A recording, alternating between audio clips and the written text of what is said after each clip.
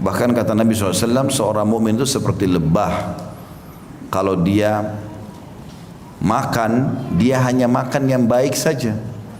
Lebah itu maunya yang manis dan diambil dari sari bunga. Walaupun ada lebah-lebah sekarang yang sudah mulai diberikan hal-hal selain daripada ini. Seperti misalnya ada orang-orang yang curang kadang-kadang. Saya dapat informasi dari salah satu kerabat kami yang kebetulan juga memang dagang madu ini. Jadi karung ditaruh gula, kemudian dibasahin dengan air sehingga lebahnya ke situ. Ini berbahaya madunya nanti.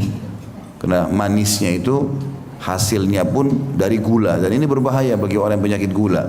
Padahal sebenarnya madu dalam sabda Nabi SAW, kesembuhan ada di 3 hal. Ya, diminum madu, kemudian sayapan pisau bekam, dan juga kai. Sudah pernah saya jelaskan, kai menggunakan besi panas. Tapi akhirnya berubah, gitu kan? Berubah karena dia salah. Dia memberikan makanan lebahnya bukan seperti yang alami. Padahal umumnya lebah kalau yang normal di hutan, di gurun pasir, itu semuanya dia kalau makan hanya yang bagus saja. Dan dalam kelompok lebah itu ada yang bertugas, mereka bekerja tim yang sangat bagus. Ada yang bertugas khusus dia untuk mencari di mana sari-sari bunga yang ada. Dan kalau dia sudah dapat, dia akan pulang ke teman-temannya. Dia tidak ambil dulu, dia pulang ke teman-temannya. Lalu dia memberikan isyarat kalau di sini arahnya, di sini arahnya. Barulah semua lebah-lebah pada datang ke sana, baru mereka rame-rame memakan. Dan tidak ada lebah satu sama yang lain yang mengambil jatah yang lainnya. Maka lebah, kata Nabi SAW, kalau makan hanya makan yang baik saja, manis dan dari sari bunga, gitu kan. Kemudian kalau dia memberi, dia hanya memberi yang terbaik. Dia hanya mengeluarkan madu, dan madu juga bagus bagi manusia, sehat. Bahkan Allah SWT sebutkan memang madu secara khusus dalam surah An-Nahl, surah tentang lebah ini, disebutkan bahwasanya dia akan menjadi syifa linnas, obat untuk manusia.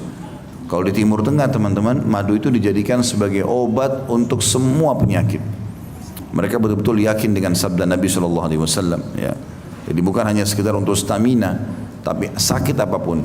Seseorang teman yang saya kenal dari Syria mengatakan pernah ada orang kena, dia tabrakan, batok kepalanya pecah. Dan datang ke dokter, dokter mengatakan sudah tidak bisa buat apa-apa. Maka kerabatnya waktu pulang, ada satu yang memang sangat yakin dengan sabda Nabi SAW ini, mengambil madu kemudian meletakkan di antara belahan kepala itu. Subhanallah, dalam hitungan jam batok kepalanya bersatu lagi. Tapi kadang-kadang orang tidak memikirkan masalah itu karena kurang keyakinan. Nabi SAW kembali ke bahasan kita tadi mengatakan orang mukmin seperti lebah. Dia kalau makan yang bagus saja, dia kalau memberi juga yang bagus, dan dia kalau hinggap di sebuah tempat tidak merusaknya. Kadang-kadang sarang lebah teman-teman, walaupun dia bergantung di ranting atau pohon yang kering, itu tidak jatuh, ya, tidak merusak itu. Walaupun dia bergantung ya di atas tebing, tidak jatuh. Padahal sebenarnya bisa jatuh karena beratnya, banyak madunya, gitu kan. Tapi subhanallah, kuasa Allah, Allah kasih begitu. Jadi tidak mengganggu yang lainnya. Dan penutupan kata Nabi SAW, kalau dia diganggu, sengatannya mematikan. Itu ciri seorang muslim. Selalu memberi yang terbaik, ya. Selalu juga kalau punya pendapatan hanya yang terbaik, tidak mengganggu orang lain.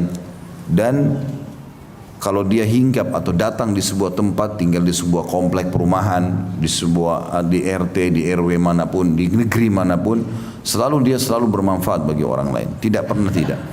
Tapi kalau diganggu dari sisi agamanya, maka sengatannya mematikan. Mereka siap mati membela agamanya. Itu ciri orang mukmin. Oleh karena itu teman-teman, tidak boleh sama sekali kita masukkan di kamus hidup kita mengganggu orang lain. Hasad dengan orang lain, iri, tidak boleh. Apa yang Allah berikan kepada kita, kita syukuri dan kita nikmati itu. Karena dengan bersyukur Allah janji akan bertambah.